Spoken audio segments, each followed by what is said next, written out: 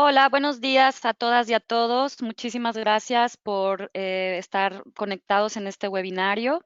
Bienvenidas y bienvenidos. Este webinario titulado Adaptación de programas de transferencia en efectivo en América Latina y el Caribe para responder a la pandemia COVID-19.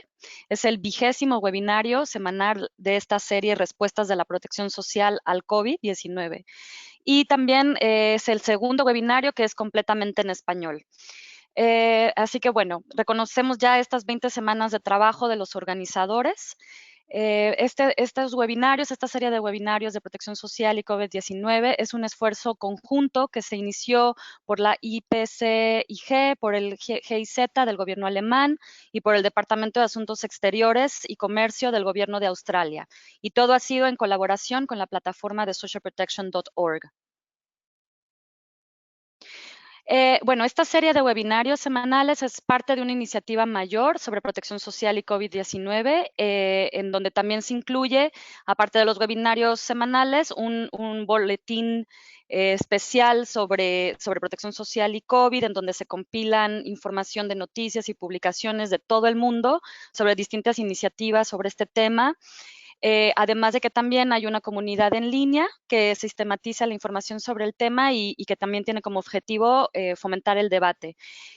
Los invitamos a que se vuelvan parte de esta comunidad en línea. Ahora mismo en el chat se está compartiendo el enlace para registrarse tanto al boletín como a la comunidad en línea.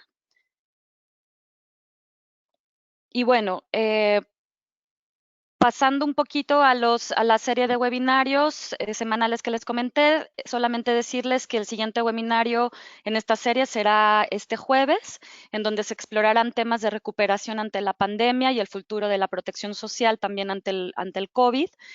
Y después, el siguiente martes, en una semana, se discutirán distintas consideraciones de derechos humanos, también en el marco de las respuestas a través de la protección social.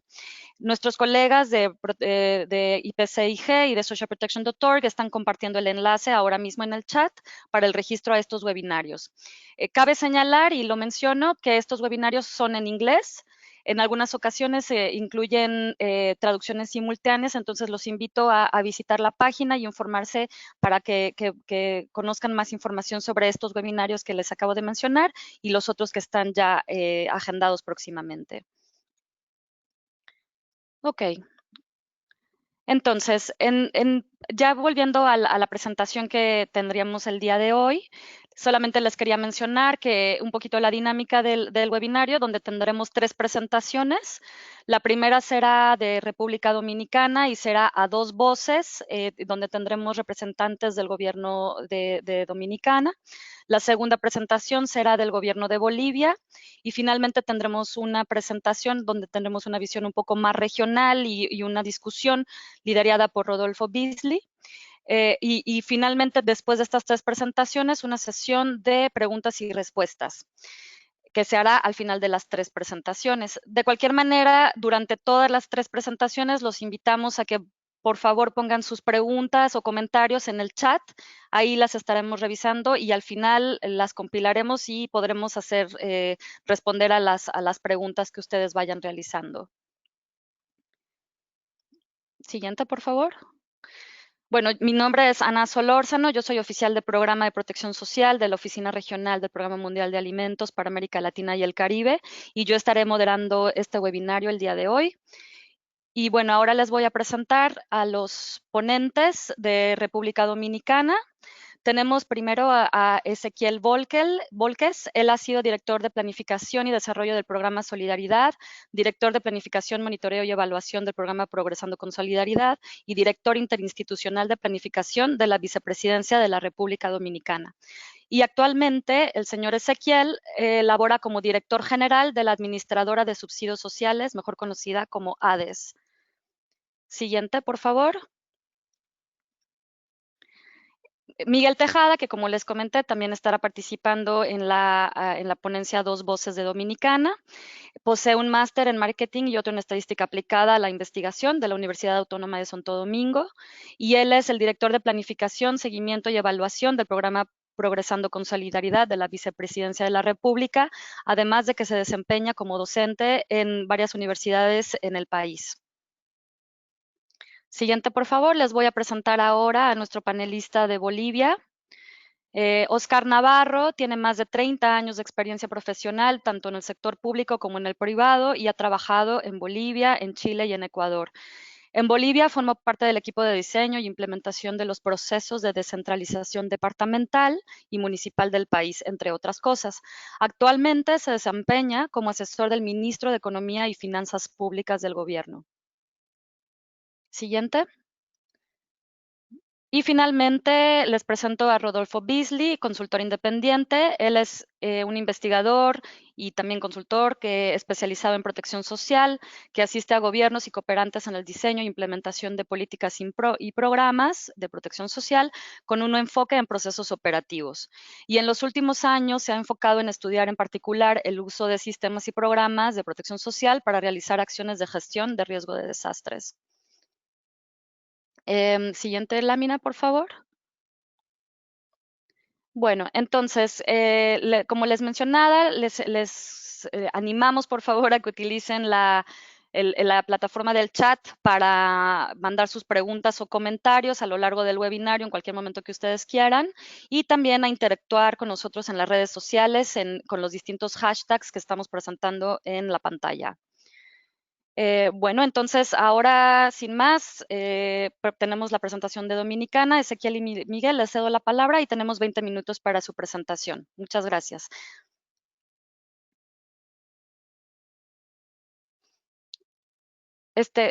Si podemos prender los micrófonos, Miguel y Ezequiel. Muy buenos días. ¿Se escucha ahora? Bueno, Sí, muy perfecto. buenos días a todos y todas. Básicamente, comenzaré haciendo un pequeño contexto sobre la protección social en República Dominicana. Básicamente, la protección social comenzó a consolidarse desde hace unos 14 años en el país. Esta básicamente se inició para apoyar una crisis financiera que estuvimos en el año, entre los años 2004 y 2005. Básicamente, esta situación generó una gran cantidad de que personas entraran a estado de pobreza extrema. Entonces, ya luego, en la historia con respecto al COVID-19, comienza en nuestro país en el mes de marzo, cuando entró al país nuestro primer paciente, podríamos decirle nuestro paciente cero, y a partir de ahí comienza nuestra historia con el COVID-19. Marco conceptual, básicamente, le dan a la siguiente, por favor.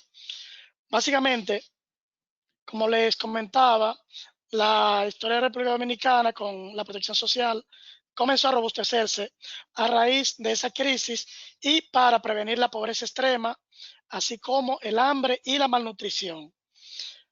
Ya luego, este sistema de protección social fue evolucionando hacia lo que tenemos hoy, que ya es un sistema de protección social de tercer nivel.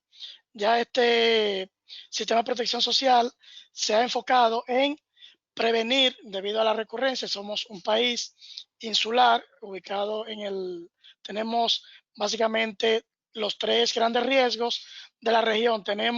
Somos muy vulnerables hacia tormentas y huracanes, así como a terremotos y a las sequías. Entonces, básicamente, en la tercera etapa ya del programa de protección social, se ha visto la recurrencia de ese tipo de eventualidades. A la vez, como les decía, los sistemas en la región han ido evolucionando tanto en el incremento de la cobertura como en el gasto público. Siguiente, por favor. Entonces, ¿cómo hemos comenzado a trabajar ya básicamente de forma integrada una protección social de tercer nivel en el país? Bueno, una forma, el siguiente slide, por favor, para que vayamos viendo la estructura del sistema de protección social. Básicamente, esta es la estructura, aunque se ve un poquito compleja, es sencilla. Primero tenemos el Gabinete de Coordinación de Políticas Sociales, el cual dentro de él converge lo que llamamos la Red de Protección Social, formada por 4 grandes instituciones que forman las transferencias monetarias condicionadas y los subsidios focalizados y el acompañamiento socioeducativo y vinculación a las familias.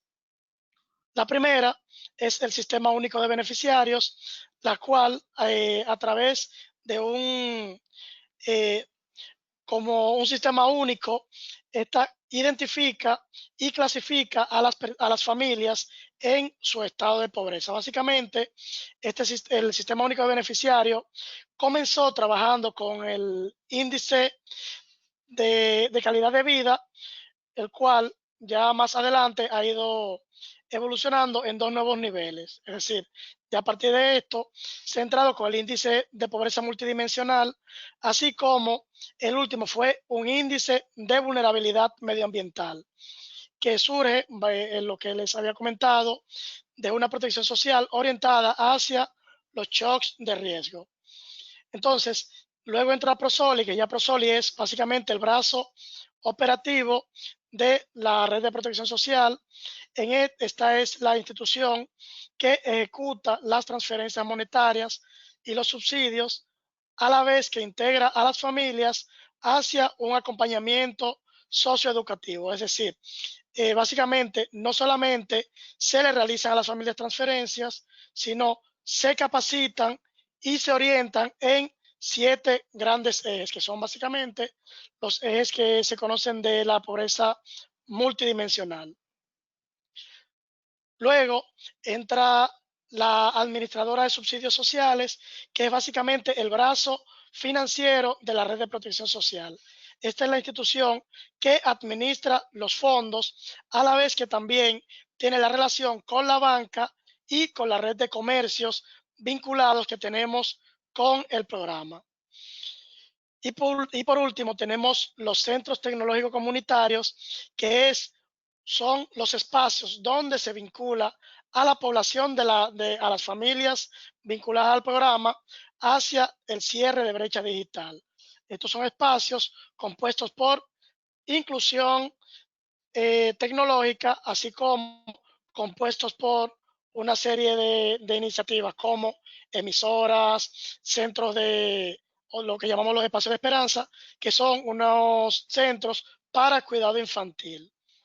Ya luego tenemos también instituciones adscritas, que son otras instituciones del Estado con las cuales se vinculan los servicios ofertados de ellos a las familias que reciben los beneficios de la red de protección social. Ya luego entonces tenemos a la derecha el Sistema Nacional de Protección y Mitigación de Riesgo, la Presidencia de la República, el Ministerio de Hacienda, el Ministerio de Salud Pública y el Ministerio de Economía, Planificación y Desarrollo, que ya son básicamente las instancias de mayor nivel. Siguiente, por favor. Bueno, básicamente, como les adelanté, el programa ha estado inmerso en el trabajo con respecto a la protección social en emergencia. Para eso contamos con los siguientes objetivos. Siguiente, por favor. Tenemos como objetivos fortalecer y flexibilizar las capacidades de los sistemas de protección social frente a los choques climáticos que les había mencionado anteriormente. Asegurar que los logros obtenidos en la salida de la pobreza, que ya hemos tenido en los últimos 14 años, sean sostenibles y que esas familias logren ya un estado de resiliencia ante un eventual choque. Y por último, contribuir a salvar vidas y proteger los medios de producción de las familias. Claro, básicamente estos objetivos están ligados hacia 3 componentes. Hasta ahora no teníamos contemplado el gran efecto que iba a darle al planeta el COVID-19. Siguiente, por favor. Entonces, básicamente, ya con respecto al choque climático, a los choques de emergencia, hemos estado trabajando en 3 líneas. Siguiente, por favor. Hemos estado trabajando con la protección social adaptativa, esto con una asistencia que hemos tenido con respecto con el Banco Mundial.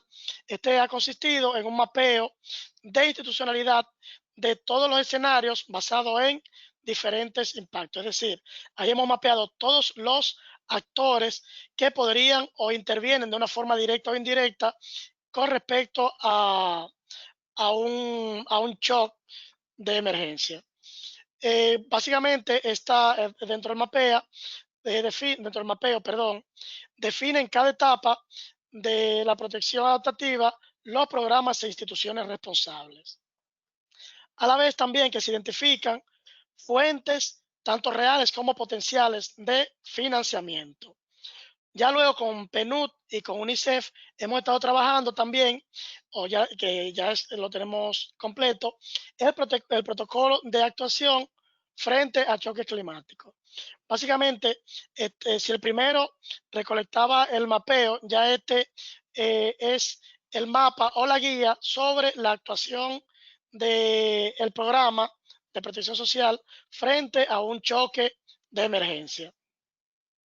El tercer componente que tenemos es el programa de protección social para la respuesta a emergencias. Eso lo hemos estado trabajando con el PMA, el Programa Mundial de Alimentos, y con UNICEF. Aquí trabajamos una serie de procedimientos estandarizados para la preparación de la respuesta, principalmente con las poblaciones más vulnerables, aquellas en estado de niños, embarazadas, envejecientes y personas que tienen un alto riesgo en vulnerabilidad de malnutrición.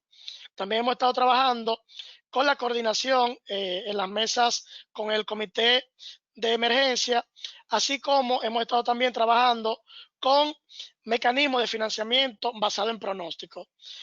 Una herramienta que he estado trabajando y promocionando el Programa Mundial de Alimentos. También hemos estado trabajando con el fortalecimiento de la cadena de suministro de la red de abastos sociales en caso de que ocurra o de que ocurriese un shock de emergencia. Siguiente, por favor. Entonces, ¿cómo ha reaccionado el gobierno dominicano frente a la pandemia del COVID-19? Bueno, básicamente, como vemos en el siguiente slide, básicamente la protección social en el país ha trabajado basado en 5 grandes líneas. La primera ha sido una expansión horizontal y vertical, es decir, hemos incrementado la cantidad de participantes en los programas de protección social, los cuales hasta el inicio trabajaba con personas en pobreza extrema y moderada, así como también se ha incrementado de forma vertical el monto que recibían. Básicamente, las familias recibían unos 825 pesos, equivalentes a unos 14 dólares americanos. Entonces, esto a través de los programas sociales fue incrementándose a superar los 5,000 dólares, es decir, aproximándose a unos 100 dólares americanos. También se ha trabajado una estrategia de comunicación integral para que tanto los participantes como los potenciales participantes conozcan cómo participarían en los programas, así como también en la forma de cómo evitar y protegerse del contagio del COVID-19.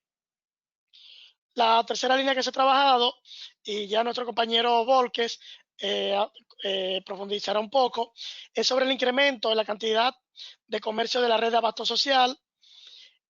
También se han adaptado los servicios de Progresando con Solidaridad. Es decir, como el COVID vino para socialmente alejarnos, básicamente toda la plataforma de información de los programas de acompañamiento socioeducativo, del programa Progresando con Solidaridad, de la ADES, de SIUBEN y de los ETC fue actualizada hacia la virtualización. Y por último, hemos trabajado la sinergia institucional. Hemos trabajado una estrategia frente a frente con instituciones estatales, no gubernamentales, de la sociedad privada, así como con organismos de cooperación multilateral. Entonces, ya básicamente a partir de la siguiente, el compañero Ezequiel Volques detallará un poquito más sobre estas estrategias, estas grandes líneas que ha estado trabajando el gobierno dominicano. Le doy la palabra a nuestro compañero Ezequiel Volques. Gracias mil. Muchas gracias. Muchas gracias, Miguel. Muy buenos días a todos y todos los participantes de este webinar. Muy bien, empezamos entonces. El programa Quédate en Casa, que surge como una medida del gobierno dominicano para proteger los ingresos mínimos y garantizar la seguridad alimentaria y nutricional de las familias dominicanas. Pues la próxima, por favor.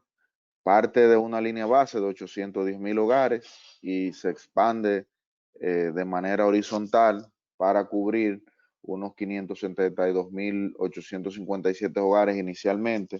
En la actualidad son 1,570,000, aunque la meta era 1,500,000, pero con algunas eficiencias que pudimos lograr e implementar, pues esos ahorros sirvieron para expandir el programa más allá. Y actualmente, a pesar de que se diseñó para 2 meses, pues ya vamos para el cuarto, estamos ya en el cuarto mes de la implementación. Ya esta semana justo se acaba de erogar la primera quincena del mes de julio. Está llegando con un monto de 5,000. La expansión ahí fue la vertical del monto, donde recibían 825 pesos, el equivalente a $20 los participantes, y pues con la expansión vertical se ha llevado a 5,000 pesos, el equivalente a 87, $89, y, y se ha condicionado, bueno, se ha expandido también con 2,000 pesos extra, o sea, llevarlo a $120, con la condición de los hogares que tengan envejecientes, o sea, adultos mayores, más allá de 60 años, o con alguna condición o comorbilidad, temas como VIH, tuberculosis, cáncer, o si es discapacitado. Para esto, obviamente, nos encontramos con un reto, y era el reto y con la expansión vertical, cómo llegar a esos casi 800,000 nuevos hogares eh, fuera del método tradicional, que era entregarle un plástico o una tarjeta de débito a las personas que están participando en el programa, y pues surgió el mecanismo de innovar con una cédula de identidad. Siguiente, por favor. Con la cédula de identidad y electoral que se utiliza en el país. Pues entonces estamos llegando ahora mismo a ese 1,500,000 hogares con los dos mecanismos, tanto con la cédula, la tarjeta de débito y con el documento de identidad. Siguiente, por favor. Expandimos, la otra alternativa fue expandir la red de abasto, porque las transferencias no son meramente en efectivo, sino en especie, y dependen de una red de abasto que el gobierno ha podido articular dentro de la administradora de subsidios sociales bajo esa coordinación, y pues a través de los puntos de los POS, las familias pues pasan y transan y se llevan los alimentos. Entonces, como se había aumentado la demanda, se había incentivado con quintuplicar el monto y en algunos casos la cantidad de beneficiarios también, pues esa demanda obviamente va a generar desabastecimiento dentro de esos comercios que había. Pues se expandió. La siguiente, por favor, se puede ver. Se expandió de unos 5,000 a 7,500 comercios. En el día de hoy ya tenemos casi 8,000 comercios que están sirviendo. Y así funciona. Pues nosotros emitimos las relaciones de pago, el Banco del Estado pues dispara la dispersión a todas esas cuentas virtuales o físicas que tienen los beneficiarios, y pues esa dispersión entonces se es consumida en 2 quincenas, o sea, en 2 cuotas cada mes en los diferentes establecimientos. Si podemos avanzar, por favor, que el tiempo se nos va acabando. La siguiente y la siguiente. Hay otras ayudas complementarias, la siguiente, por favor, que se están dando también. Por ejemplo, está el programa FASE, que se entrega como apoyo a empresarios que por el tema de la pandemia y el confinamiento tuvieron que cerrar. Entonces se les entrega una ayuda que va entre 5,000 y 8,500 pesos, para que sea como un copago, sea el pago principal de estas empresas que se habían acogido al programa y que habían cerrado, pues no tengan que despedir a los empleados. Y entonces la empresa cubre un 30% y el Estado el 70% del salario, con un monto máximo hasta los 8.500 pesos. Actualmente, Quédate en Casa, que es el principal programa de estos, pues está llegando a un 79% de la cobertura de los hogares que fueron categorizados como vulnerables o pobres ante esta pandemia por el Sistema Único de Beneficiarios. La siguiente, por favor. Bueno, ahí pueden ver la distribución de este programa. Estamos llegando a un 24% de hogares que tienen niños y niñas entre 0 y 17 años. El 20% de los hogares son jefes mayores de 20 años, sobre todo mujeres, y hogares con alguna precondición existente, un 2%. Y la distribución por sexo, un 58% es femenina y un 42% es masculina. Next, por favor. 2 Eh, minutos, Ezequiel, por favor. sí, vamos a avanzar entonces al próximo. Tenemos otra ayuda complementaria, como es el programa de asistencia al trabajador independiente, se llama PATI, y que tiene como objetivo apoyar de manera transitoria también a estos hogares que pues han tenido que acogerse al confinamiento, a estos empresarios, pero que son informales, que no están registrados en la seguridad social y pues va con apoyo a salarios superiores entre 5.000 pesos y 8.500 también, y los aportes se pagan directamente a estos trabajadores en sus cuentas bancarias. Eh, no pasa por la tesorería. Entonces los requisitos para esto son que no tienen cotización en la tesorería de la Seguridad Social, no son beneficiarios de los programas. Es importante también que se sepa que gracias a la fortaleza, a la producción digamos, de la información, pues nos ha permitido verificar que los beneficiarios no se solapen entre un programa y otro. Bueno, ya sí, siguiente, por favor, hablar un poco la próxima y la próxima, la próxima, la próxima. Bueno, de los desafíos, esta emergencia obviamente ha dificultado la distribución de ayuda física y ha tenido un impacto doble tanto en la salud como en los medios de vida de los beneficiarios.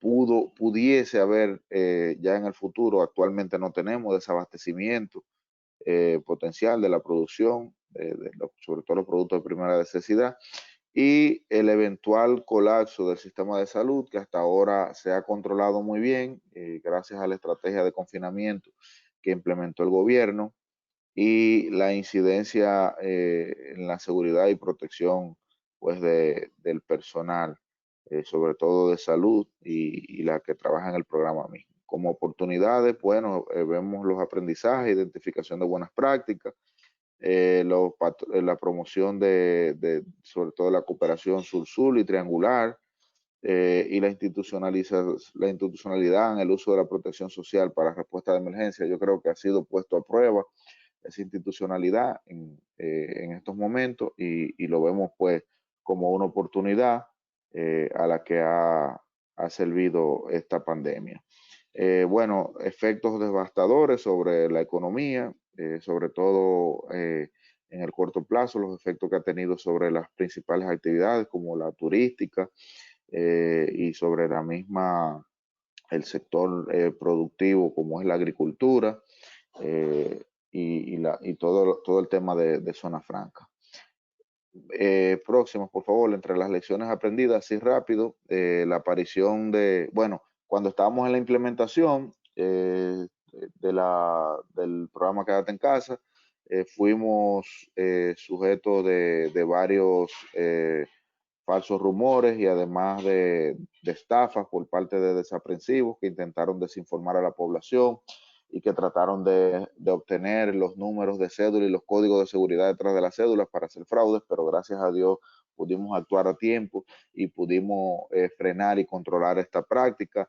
El desafío de tener una buena estrategia de comunicación que pueda, digamos, escalar rápidamente de forma precisa, y la coordinación entre las partes interesadas, sobre todo, que también, digamos, que ha sido muy importante que tuviéramos muy bien amarrado esa parte en el gabinete. La próxima, por favor, la posibilidad también de contar con mecanismos financieros flexibles, de haber tenido esos acuerdos previos ya, con un ecosistema de pago bien fuerte, que nos permitió adaptar rápidamente esos mecanismos sin tener que tener contacto con la población.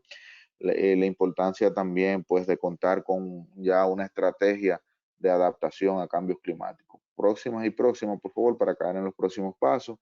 Ya lo que estamos hablando es la implementación de la estrategia de recuperación sostenible, sobre todo de los medios de vida, la reactivación de esos medios de vida de los beneficiarios, ahora con cierta resiliencia, que es lo que estamos tratando de crear en la población, porque como todos saben, es un tema de largo plazo y que habrá que crear esa resiliencia para volver a la normalidad. Mantener de manera permanente esos nuevos hogares participantes en condición de pobreza, por lo menos hasta que se desarrollen, y sobre todo la adaptación tecnológica en las intervenciones y acciones que desarrolla sobre todo el programa Progresando con Solidaridad. Así que muchas gracias y espero haber sido lo suficientemente rápido para cumplir con el tiempo. Gracias.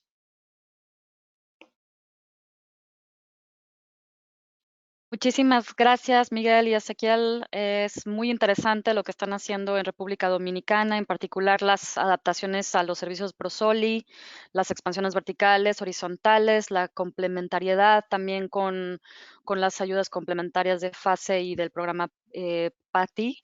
Además de, bueno, la expansión de los comercios para el uso de las transferencias. Hay algunas preguntas en el chat que, como mencionamos, las vamos a abordar al final de las 3 presentaciones, pero bueno, los invito y las invito, por favor, a que sigan haciendo sus preguntas y comentarios en el chat. Bueno, ahora, sin más, le doy la palabra a nuestro colega del Gobierno de Bolivia, Oscar Navarro. Muchas gracias y Miguel, muchas gracias por tu participación.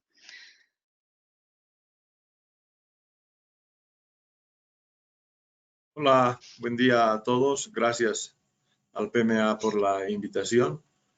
Y voy a comentarles un poco de lo que ha sido la reacción del gobierno boliviano frente a la emergencia que nos ha planteado el COVID.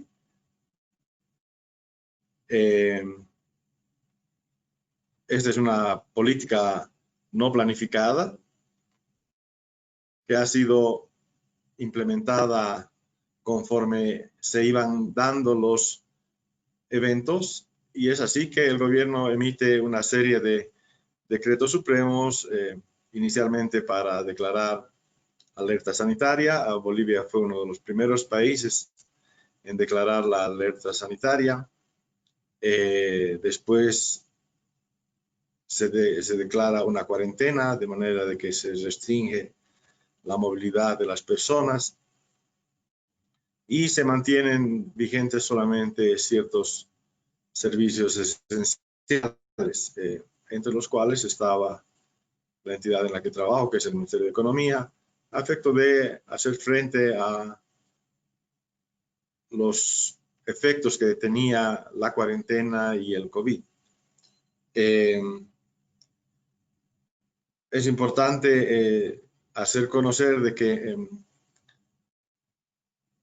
para diseñar las políticas de contrarrestar al COVID y contrarrestar los efectos de la cuarentena, nosotros hemos tenido que evaluar la realidad de nuestro país. Bolivia es un país con una alta informalidad laboral.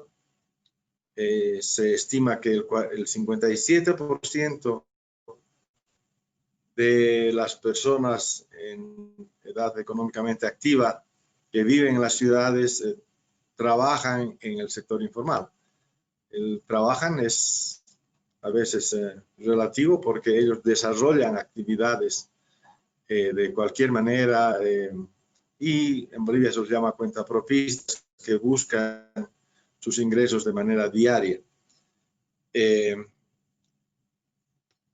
así que una vez que se declaran las medidas y se comienzan a ver los efectos que va a tener la cuarentena sobre la caída de los ingresos, sobre todo de estas personas que dejan de tener una fuente de ingreso diaria, es que el gobierno nacional define una política de bonos a ser transferidos a la población. Entonces, una vez que se define la política de bonos, había que definir cómo se iban a transferir los bonos. Y en la literatura y en los países existen muchas formas de hacer esas transferencias. Pueden ser en bienes, pueden ser en efectivo, pueden ser a grupos focalizados, pueden ser universales. Entonces nosotros hemos ido estudiando la realidad de lo que ha sido la reacción de la gente en Bolivia respecto a la pandemia, y la gente ha realmente cumplido lo que es la cuarentena, y de acuerdo a reportes de Google, Bolivia es uno de los países que más ha respetado la cuarentena. Se estima que un 94% de la población ha parado su actividad en las ciudades. Entonces, el gobierno tenía que asumir medidas para poder contrarrestar los efectos de la pandemia y de la cuarentena, y define asignar bonos hacia la población en efectivo. Bonos que de alguna manera sustituyen los ingresos no percibidos. Ese es el objetivo. ¿Y por qué en efectivo? Porque de esa manera la gente puede elegir qué es lo que desea comprar. Cuando los bonos son transferidos en bienes, existen muchas veces reclamos, quejas sobre la calidad de los bienes transferidos, sobre la necesidad de los mismos, sobre la adaptación a la realidad regional. Bolivia tiene ciudades que están desde 3.600 metros sobre el nivel del mar hasta 500 metros sobre el nivel del mar. Entonces las necesidades son diferentes, es por eso que no se eligió una transferencia en bienes, sino en efectivo, de manera que cada uno pueda tomar las decisiones que mejor le parezcan para contrarrestar estos efectos. Es así de que se aprueba un bono equivalente más o menos a $72 para todas las familias que tienen hijos en la educación inicial, primaria, secundaria, sea del sistema público o del sistema privado. Después se amplía este bono a la educación especial, a los institutos técnicos y demás, de manera de que pueda beneficiar a toda la población. La visión se da porque creemos de que a través de estas familias, nosotros, de esos niños que están matriculados en las escuelas, nosotros podemos llegar hacia esas familias que han perdido el ingreso en muchos de los casos. En Bolivia tenemos una matrícula en todo el sistema educativo de aproximadamente 3.2 millones de personas. Entonces hemos llegado, creemos, a por lo menos 2.5 millones de hogares, porque el resto son repeticiones, familias que tienen 2, 3 hijos en el sistema educativo, entonces recibirán 2, 3 bonos. Esa ha sido una decisión también inteligente, porque permite que los niños con este ingreso puedan sustituir de alguna manera el desayuno escolar que recibían en la escuela. Un segundo bono que se define que es se denomina canasta familiar, que ese bono equivale como a 57 dólares, fue asignado a la población vulnerable que fue identificada por los estudios de la OMS. Es decir, a los adultos, reciben personas mayores de 60 años que estén registrados en un sistema que ya funciona en Bolivia de bonos para los adultos mayores, que se llama una renta dignidad, y hemos beneficiado a todas esas personas que no tengan una jubilación, porque creemos que las personas que tienen una jubilación mantienen su ingreso y no es el caso de esta población vulnerable de los mayores de edad de 60 años que no tienen jubilación. Además de eso, beneficia a las madres embarazadas o madres que hayan dado a luz en los últimos 9 meses. Vinculamos este grupo de beneficiarios a otro bono también ya existente, a otra asistencia ya existente, de manera de que este grupo que fue identificado como vulnerable sea beneficiario de la canasta familiar. Y por último, entran en la canasta familiar personas con discapacidad y personas no videntes, que son beneficiarios de otro tipo de beneficios que ya tenía el Estado. Es importante ver que Bolivia asume 2 bonos, estructuras administrativas ya existentes, de manera de que se focalice bien, no se disperse y no exista problema en el sistema de pago. El sistema de pago ha sido ágil. Y un tercer bono que se aprueba ya con a 2 meses de iniciada la cuarentena, porque se veía que mucho más gente dejaba de percibir ingresos, es un bono universal. El bono universal beneficia a todas las personas mayores de 18 años, menores de 60 años, que no sean asalariados y que no reciban ninguno de los otros bonos. Este bono ha sido focalizado para trabajadores del agro, para trabajadoras de los centros de abasto, en los mercados, gente que, como les digo, no tenga un niño en las escuelas y gente que haya perdido su ingreso. Es importante señalar que por qué se ha definido el pago en efectivo. En primer lugar, por la transparencia que se puede dar al pago. Cuando existen pagos en especie, pueden existir problemas en las contrataciones, precios, calidad del producto, adecuación del producto a los diferentes pisos ecológicos que tiene Bolivia y demás. Entonces, el haber definido un pago en efectivo hace que exista mucha más transparencia. Este pago se hace a través del sistema financiero. Tienes menores costos de transacción, es decir, de que el monto asignado casi en su integridad va al beneficiario y no existen costos de transportes, de acopio, para embolsar los productos, para distribuirlos y demás. Una tercera razón es la velocidad de implementación. Nosotros hemos sido capaces de comenzar el pago del primer bono a las 3 semanas de que el gobierno defina que se pague el bono.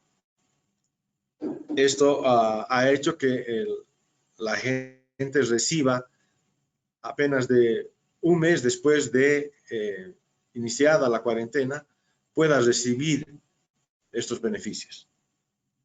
También, como les comentaba, la simplificación logística, hay menos reclamos, hay menos disconformidades, hay menos pérdidas en lo que es el pago. Y también que la gente tenga acceso al bono en cualquier momento, de manera diaria, en todo el sistema financiero boliviano. Eso ha sido muy importante, de que de 7 de la mañana a 2 de la tarde, porque se redujo la jornada laboral por la pandemia, la gente podía ir a cobrar su bono.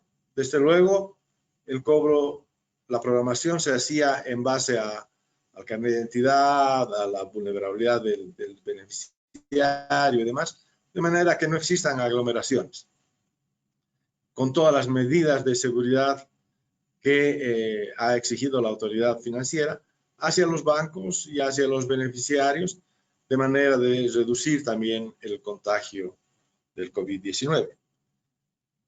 ¿Cuáles han sido las desventajas o cuáles son las desventajas en el pago en efectivo?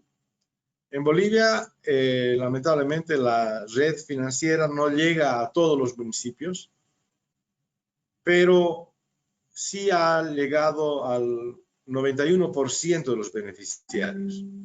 Es decir, de que solamente el 9% de la población beneficiaria estaba en lugares donde no había sistema financiero. Para ese 9% hemos montado sistemas de brigadas móviles de pago, de manera de que pueda llegar hasta donde ellos viven. La segunda desventaja era de que por la cuarentena no existía movilidad entre los municipios, de manera que la gente no podía transportarse de un municipio a otro municipio para poder hacer el cobro. Entonces, esa gente que está en municipios aislados ha tenido que esperar 2 meses para poder recibir de manera inicial los bonos. Esas han sido 2 deficiencias que nosotros hemos encontrado en el sistema de pagos. 2 minutos, Oscar, por favor. Es importante señalar de que las simulaciones que nosotros hemos efectuado respecto de los beneficiarios, en base a la encuesta de hogares del 2018, nos permite llegar al 99.9% de los hogares en situación de extrema pobreza. En Bolivia, el 12.3% de los hogares viven en extrema pobreza. Entonces nosotros hemos llegado a casi todos esos hogares. Sobre los hogares que están en situación de pobreza moderada, en Bolivia representan el 17% y hemos llegado al 90% de esos hogares. Es importante ver que los bonos han sido bien focalizados, llegan a la gente que realmente necesita y que ha tenido el efecto de perder su ingreso. En general, estamos llegando al 71% de la población. Estamos gastando 1.5% del producto casi en el pago de los bonos. Y en Bolivia la aceptación de los bonos y el pago y la conformidad es alta. Hemos asumido una plataforma de pagos informática que ya prestaba servicios al sector público, de manera de que nosotros hemos evitado la duplicidad, o sea, de que gente pueda cobrar 2 veces, porque hemos hecho un control online. Para cobrar, la persona tenía que acercarse con su cédula de identidad al banco y el cajero entraba al sistema de identificación nacional, de manera de a tener una consistencia en lo que es la foto de la persona. Eso ha reducido también los problemas de fraude. creo que son las principales ventajas que hemos tenido con el sistema y que nos han permitido tener a la fecha, o sea, hasta hace una semana, unos pagos acumulados en el bono que menos hemos pagado al 70% de los beneficiarios, que es el bono familia, y en el bono universal ya hemos llegado al 97% de los beneficiarios. Yo les agradezco por su tiempo, espero poder aportar a lo que es esta experiencia boliviana en el pago de los bonos y bueno, dispuesto a atender cualquier consulta que ustedes tengan que hacer. Gracias. Muchísimas gracias, Oscar. Realmente la experiencia de Bolivia es muy ilustrativa de ver cómo al combinar distintos programas se pueden alcanzar diferentes segmentos de la población y de esa manera tener una respuesta mucho más exhaustiva. Hay algunas preguntas ya en el chat que, como comentamos, las vamos a abordar todas al final, pero invito a todas las participantes a que continúen, por favor, mandando sus preguntas y comentarios. Y bueno, sin más, Rodolfo, te cedo la palabra. Muchas gracias, Ana. Buen día. Quiero comenzar agradeciendo a socialprotection.org y al PMA por invitarme a participar de este panel y destacar las interesantísimas presentaciones de Miguel, Ezequiel y Oscar. Yo voy a estar compartiendo algunas ideas y mensajes principales de la experiencia de respuesta a través de protección social a la pandemia en la región, de modo muy breve. Estas ideas también van a ser compartidas a través de una nota realizada por el PMA, que será compartida con todos ustedes a través de socialprotection.org en los próximos días. Entonces, construyendo también sobre las presentaciones que realizaron los colegas recién, quiero destacar que los modos en los cuales han respondido los países a través de la protección social se puede calificar en tres tipos de estrategias, digamos. En primer lugar, lo que llamamos ajustes a programas. Los programas, por supuesto, que han sido afectados por este contexto de la pandemia y de la respuesta sanitaria en los diferentes países, entonces, en muchos casos debieron ser adaptados. Por ejemplo, el caso más paradigmático es el de la alimentación escolar. 32 países de la región cerraron las escuelas, y entonces los programas de alimentación escolar debieron ser ajustados o adaptados. 17 de estos países optaron por dar raciones de alimentos crudos o industrializados.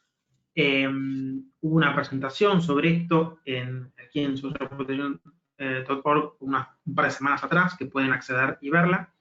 Pero también existieron otro tipo de ajustes, algunos programas que adelantaron pagos de transferencias monetarias, que suspendieron las condicionalidades, típicamente en educación y salud, que establecieron nuevos protocolos de sanidad, de higiene, etc. Entonces los programas debieron ajustarse para continuar dando básicamente el mismo servicio a la misma población. Después tenemos la segunda estrategia o tipo de estrategia, la que llamamos expansión vertical, y Miguel ya habló un poco de esto anteriormente, en referencia al caso de la República Dominicana, que es dar una asistencia adicional a quienes ya reciben alguna asistencia por parte de protección social. Muchos países implementaron esta medida, más de 10 en la región. Algunos de ellos son Argentina, Belice, Brasil, Colombia, Jamaica, Perú, Paraguay, Trinidad y Tobago, Uruguay, etc.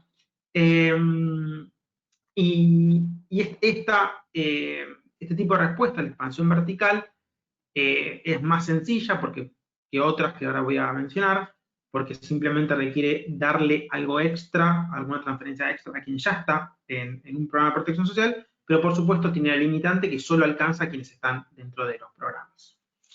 Y así como llegamos a la tercera estrategia que han implementado muchos países de la región, que tiene que ver con alcanzar a nuevos beneficiarios.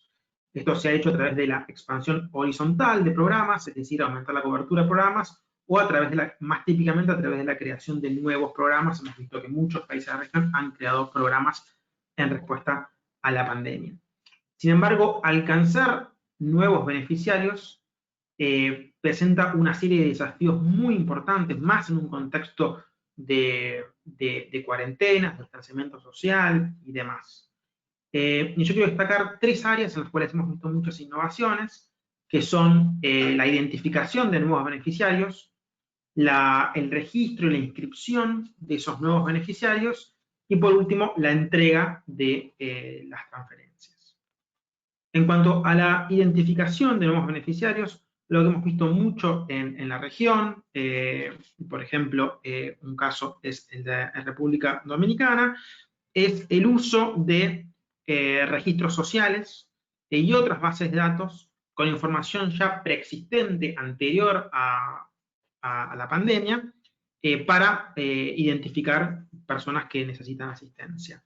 Se utilizan estos registros sociales, que son bases de datos que tienen información sobre condiciones socioeconómicas de hogares, típicamente pobres o vulnerables. Muchos países de la región tienen este tipo de registros, aunque por supuesto no todos.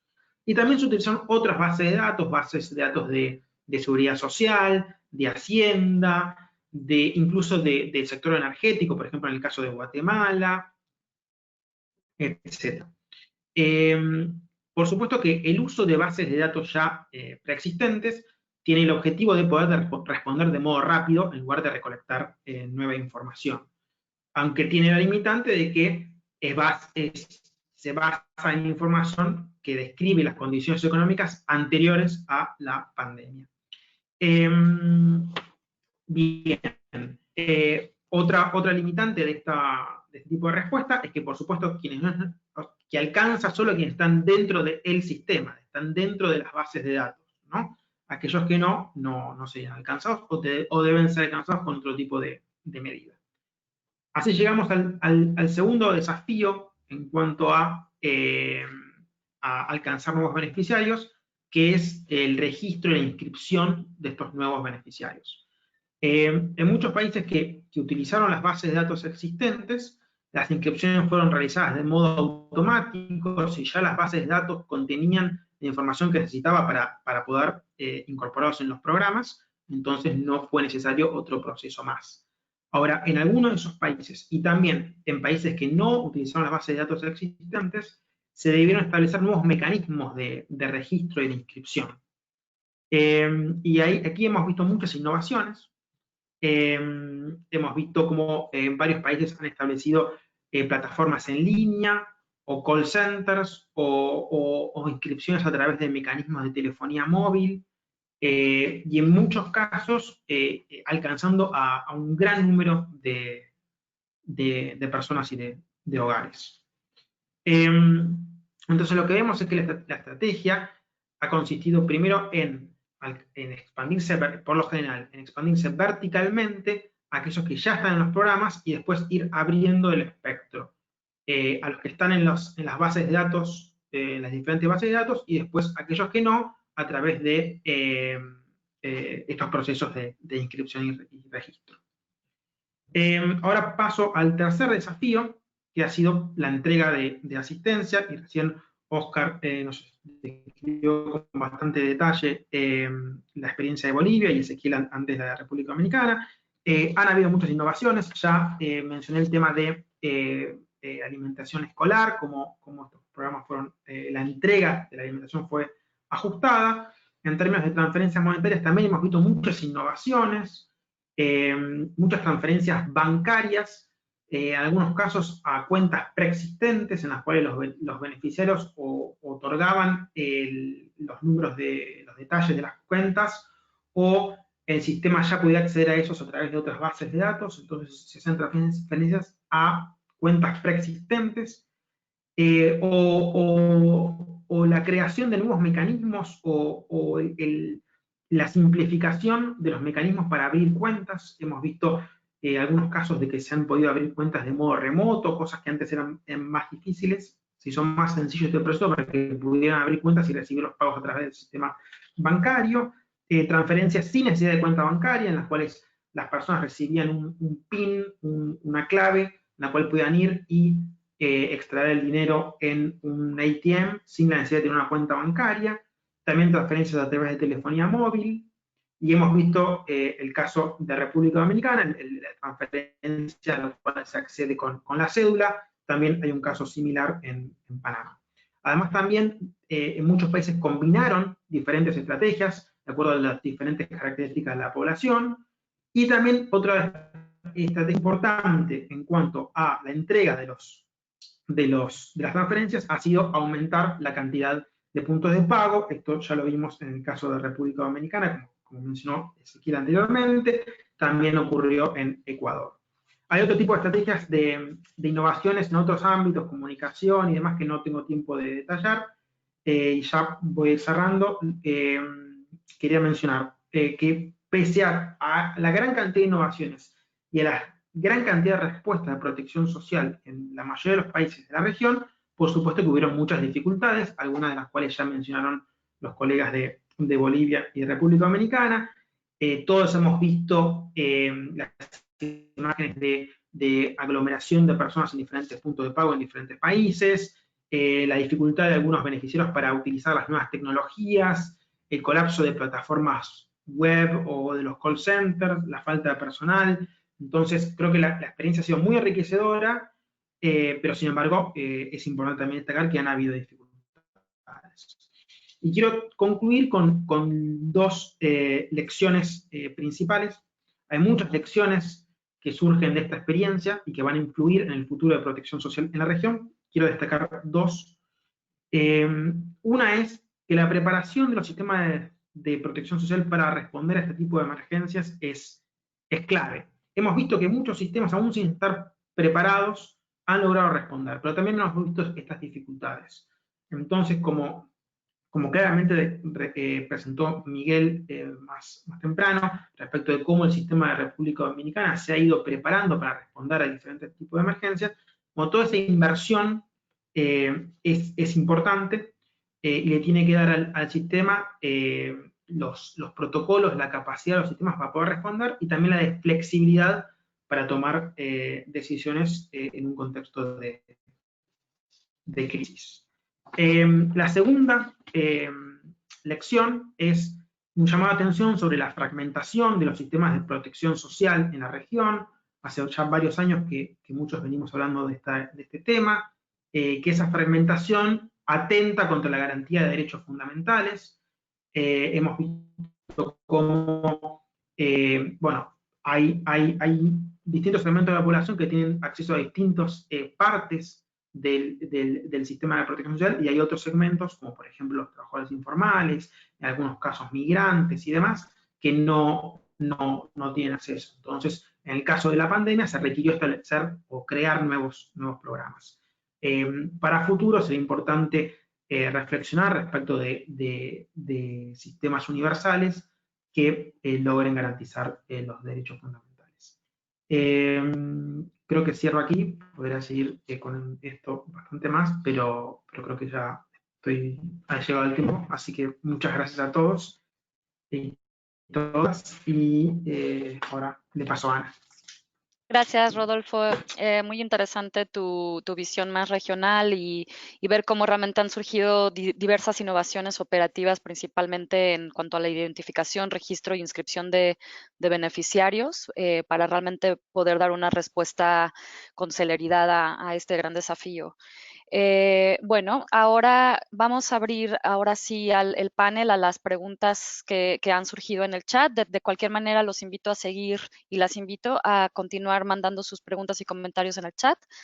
Y bueno, a los colegas, si por favor pueden prender su cámara. A Miguel, Ezequiel, Oscar.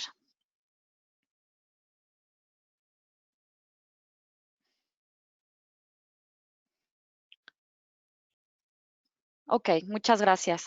Entonces, vamos a empezar un poquito en orden conforme fueron surgiendo las preguntas. Vamos a empezar con República Dominicana. En particular, hubo algunas preguntas que surgieron respecto a lo que mencionaron sobre la estrategia de comunicación. Se mencionó muy brevemente y les voy a pedir si por favor pueden expandir un poquito más sobre esta estrategia de comunicación, en qué consistió y la cuestión también de los mini mensajes.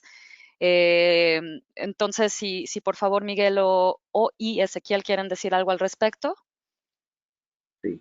Bueno, muchas gracias. Lo primero que se implementó fue un portal informativo y, si se quiere, medio transaccional, donde la gente podía con su cédula de identidad entrar, verificar su nivel de afiliación, los comercios donde podía utilizar, o sea, donde podía acudir, que estaban en su zona geográfica.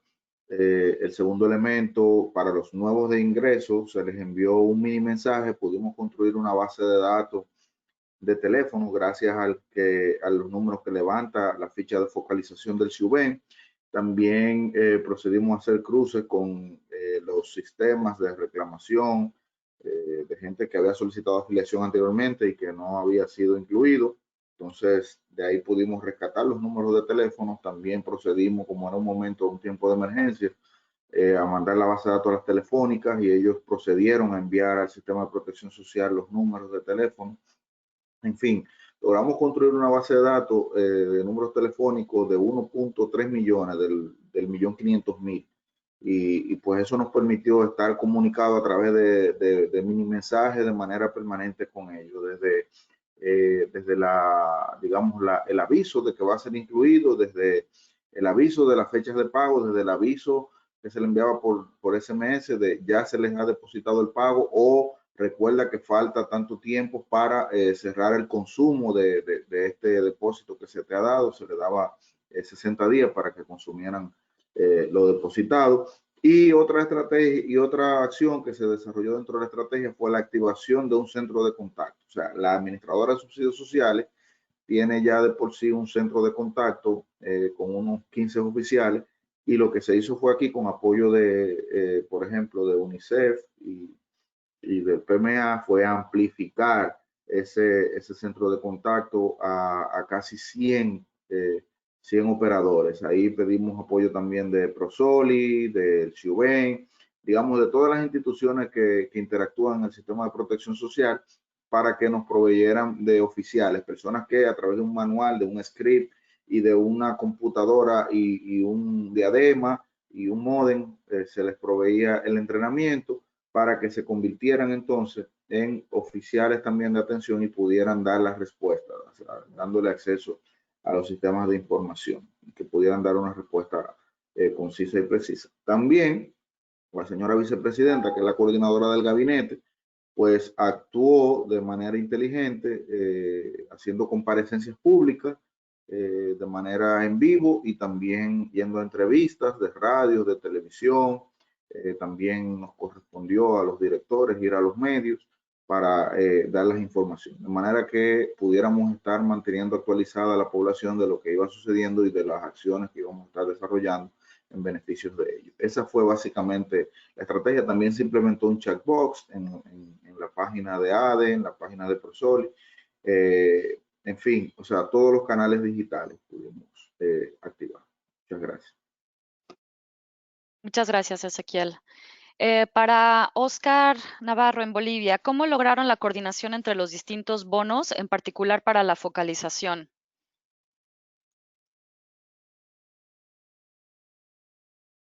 Lo que hemos hecho es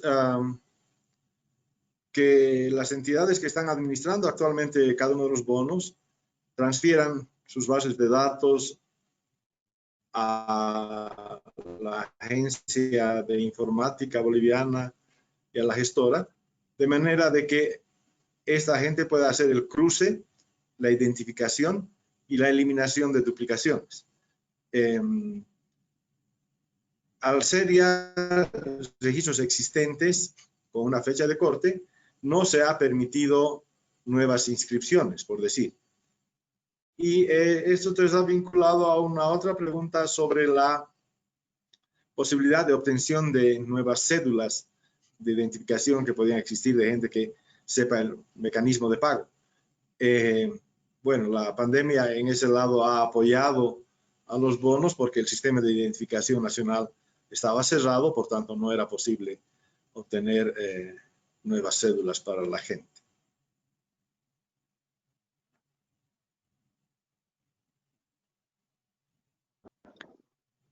Ok, muchas gracias.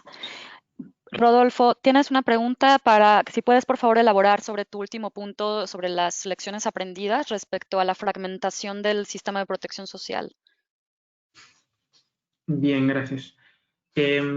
Sí, bueno, este punto da para largo, por supuesto, pero brevemente, y depende de país en país, ¿no? Pero en general vemos una clara división entre contributivo y no contributivo, con diferentes beneficios en cada sistema. Típicamente los trabajadores formales tienen acceso a un determinado sistema contributivo, y después quienes no están en el mercado de trabajo formal, algunos tienen acceso a programas, que son programas y no necesariamente parte del sistema, son programas que pueden ir cambiando, muchos de ellos orientados a los más pobres. En algunos países no logran cubrir a todas las personas que están en situación de pobreza, entonces muchos están excluidos, y aún en los que logran cubrir, están enfocados típicamente en los más pobres. No tanto en, por ejemplo, los trabajadores informales, como quedó en evidencia en esta crisis, en la cual se tuvieron que establecer nuevos programas para alcanzarlos. Lo mismo ocurre con los adultos mayores. En muchos países, muchos de ellos tienen acceso, o algunos de ellos, acceso a pensiones contributivas, mientras que otros programas las complementan con pensiones sociales. El caso de Bolivia es uno de los más interesantes de la región, pero otros países esos programas o no existen o tienen una cobertura que no logra universalizar el acceso a la pensión. Entonces, digamos, brechas de cobertura y diferencias en cuanto a los beneficios a los que se accede y entre lo que son sistemas establecidos de protección social y lo que son programas que van mutando de acuerdo a los desafíos que enfrenta el país, ¿no? Eso, básicamente. Muchas gracias, Rodolfo. Ok, para Miguel y Ezequiel, están preguntando si pueden, por favor, explicar cómo se utilizó el registro social SIUBEN para identificar a los nuevos beneficiarios. Y yo ahí quisiera añadir si han considerado también que los datos de los programas complementarios como el FASE y el PATI también se incluyen en el SIUBEN. Gracias. Bueno, básicamente el SIUBEN tenemos levantado una base de 2.6 millones de hogares que vienen de haberse actualizado en el año 2018. Entonces, de estos 2.6 millones de hogares representa casi el 85% de la población. Adicional a que se tienen los registros por incluso georreferenciados con teléfonos, condiciones del hogar. Se trabajó también un índice llamado índice de vulnerabilidad medioambiental, donde a través de ese índice se estima qué tan vulnerable es uno de los hogares. Entonces, básicamente, con esta información pudimos extender, en el caso de los hogares que son ICB3 e ICB4, pudimos de una forma bastante rápida transformarlos a participantes dentro del programa dentro del ProSoli. Es bueno también con respecto a lo comentado con FASE y PATI, de que esa base de datos, los seleccionados para que fuesen participantes, se cruzaron con la base de datos de la Tesorería Nacional, de la Tesorería de la Seguridad Social y con la base de datos de la banca para estar seguro de que no estuviesen recibiendo una transferencia duplicada. ¿Queda clara la pregunta?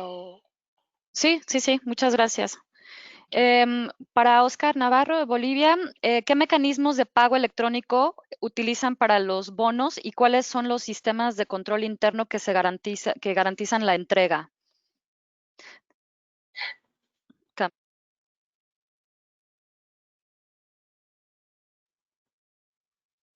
Como les comenté, usamos una plataforma que conecta a la tesorería con todo el sistema financiero, de manera de que en la computadora de cada uno de los más de 1.300 cajeros que hacían simultáneamente el pago a nivel nacional, esté disponible la información del beneficiario.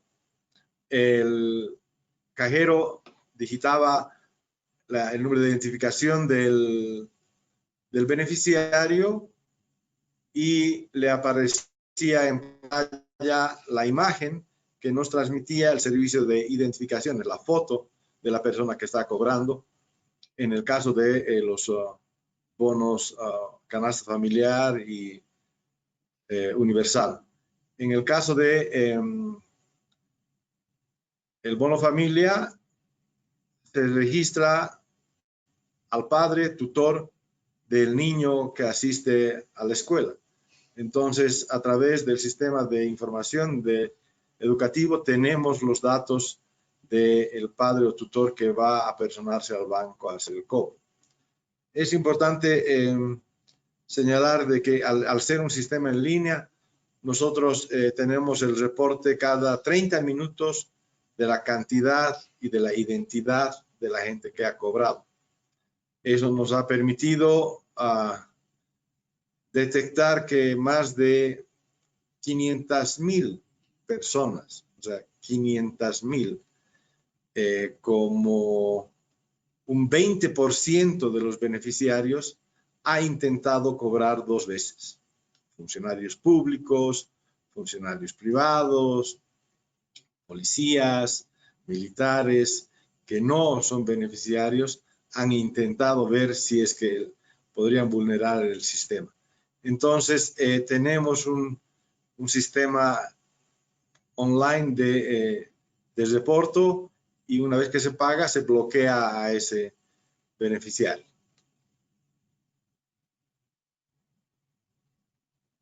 Muchísimas gracias, Oscar.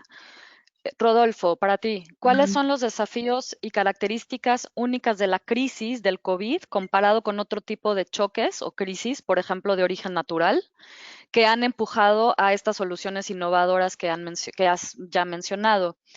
Y por otro lado, ¿cuáles son los desafíos también y características únicas de esta crisis comparados con otros choques?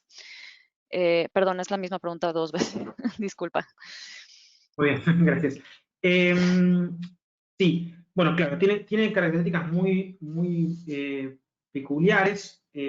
Por un lado, que ha afectado a prácticamente todos los segmentos de la población, toda la población nacional, ¿no? La pandemia y las medidas de restricción tomadas por los gobiernos como respuesta sanitaria, ¿sí?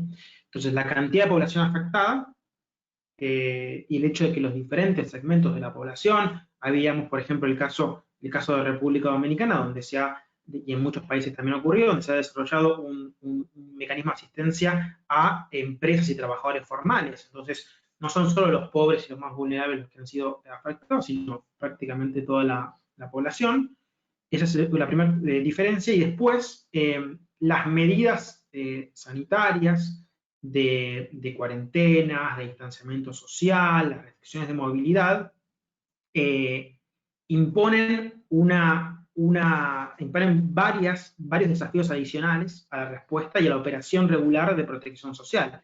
Por eso hemos visto estas innovaciones. Hemos visto la necesidad de utilizar los registros sociales y las bases de datos existentes, precisamente porque salir a recolectar nuevos datos, hacer evaluaciones de daños, por ejemplo, típicamente en respuesta a otro tipo de choques, es difícil y atenta contra las medidas de distanciamiento social.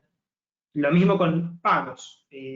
Si uno desea hacer pagos manuales o de otro modo, eso también atenta contra las medidas de distanciamiento social. Entonces, eso ha fomentado estas innovaciones en el campo particularmente de cómo alcanzar a estos nuevos beneficiarios y de cómo registrarlos. Entonces yo creo que básicamente la cantidad de personas afectadas, los diferentes segmentos de la población que han sido afectados y las restricciones de movilidad y otras medidas sanitarias.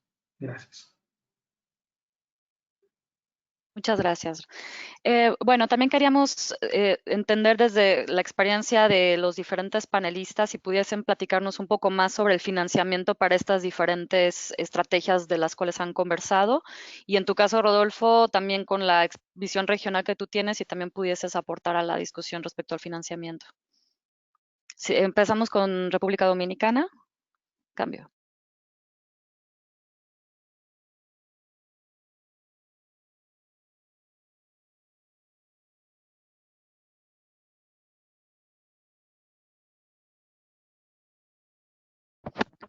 Miguel, Ezequiel, ¿nos podrían comentar un poco sobre el financiamiento para estas estrategias y de las cuales discutieron, por favor? Sí, claro. Bueno, fue cubierto hasta ahora con fondos propios del gobierno, con fondos 100, pero el gobierno está haciendo los aprestos, o hizo los aprestos ya con el BID para un financiamiento sobre todo de las ayudas sociales que se implementaron a través de las transferencias directas y también se acudió a un financiamiento a través del Banco Mundial utilizando el CAD-DDO que tiene el banco para estos fines. Sí.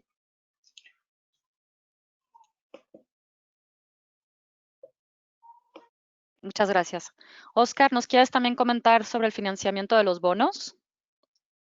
Nosotros de manera similar estamos cubriendo actualmente con un préstamo del Banco Central y hemos ya firmado contratos de financiamiento para los bonos con el Banco Mundial, con la Agencia Francesa de Desarrollo, con el BID y con el Fondo Monetario en el uso de los DEX que estamos haciendo. Nosotros esperamos financiar estos casi 600 millones de dólares con esas fuentes externas, créditos de largo plazo y a condiciones asequibles. Perfecto. Rodolfo, ¿nos quieres comentar un poco de tu visión regional respecto al financiamiento? Sí. Y perdón, ya los participantes los invito a hacer una última ronda de preguntas, ya estamos por cerrar, entonces si hay algún último comentario o pregunta, por favor, en el chat, muchas gracias. Creo que básicamente o mayoritariamente 4 mecanismos de financiamiento que han sido utilizados. Por un lado, financiamiento a través de la banca de desarrollo. Comentaba Ezequiel respecto del CAD-DDO que tiene República Dominicana con el Banco Mundial. Ese tipo de financiamiento contingente, cuando ocurre un evento, tienen acceso a los fondos. Deuda pública también a través de emisión de bonos a nivel internacional y nacional. Varios países han realizado eso. Préstamos del Banco Central al Tesoro del país. Y esto también está relacionado con una de las presentaciones que se hizo al principio en esta serie de presentaciones en socialprotection.org, que tiene que ver con lo que se llama helicopter money, dinero que no viene necesariamente de contribuciones e impuestos, sino por parte del Banco Central. Y también, por supuesto, reasignación de recursos, ¿no? Casi todas las actividades o muchas actividades públicas se han enfocado en la respuesta a la pandemia y por lo tanto muchos recursos han sido reasignados. Esos 4 mecanismos, diría yo, que han sido los más comunes. Gracias. Muchas gracias. Aquí está surgiendo una pregunta para Óscar Navarro. ¿Si ha habido respuestas efectivas y culturalmente adecuadas para los pueblos indígenas? Nosotros creemos que sí. Toda la difusión y la estrategia de comunicación de lo que han sido los bonos han estado constantemente en 4 idiomas, aymara, quechua, guaraní y español. Y además hemos llegado a través de las radios comunitarias en otras lenguas hacia la población minoritaria de lo que son pueblos indígenas menores. Como les he comentado, lamentablemente esta población ha tenido que esperar más de 2 meses del inicio de la pandemia para poder recibir el beneficio, porque viven en lugares aislados de poca comunicación, donde no existe el sistema financiero, y nosotros hemos llegado a través de banca móvil y brigadas especiales para hacer los pagos. Continuamos el pago y sobre todo va a esta población que es, como les comenté, como un 9% de los beneficiarios que sí están recibiendo los bonos en sus lugares de estancia de los pueblos indígenas. Muchas gracias, interesante.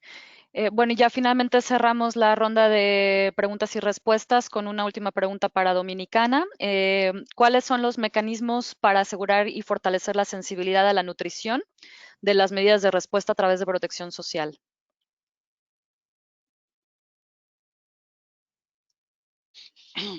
Bueno, ¿me la repite, por favor, la pregunta? Porque fue muy rápida. Sí, claro que sí. ¿Cuáles son las medidas para asegurar y fortalecer la sensibilidad a la nutrición a través de la respuesta que se está usando ahora con la protección social? Bueno, básicamente comenzamos con la parte reactiva, que fue, reactiva preventiva con respecto a la situación del COVID, y fue que junto a PMA e instituciones de la sociedad civil, a la edad Prosoli, se distribuyeron aproximadamente unas 18 toneladas de micronutrientes y suplemento alimentario, principalmente a niños, embarazadas y envejecientes. Entonces, básicamente, ese fue por eso dije que fue de modo preventivo reactivo. Con respecto a futuro, lo que se está haciendo estamos trabajando una campaña a través de WhatsApp y a través del acompañamiento sociofamiliar sobre prevención de desnutrición y la elaboración de platos económicos con las compras realizadas en los comercios de la RAS. Entonces, básicamente son las acciones que hemos estado trabajando. Perfecto, muchísimas gracias.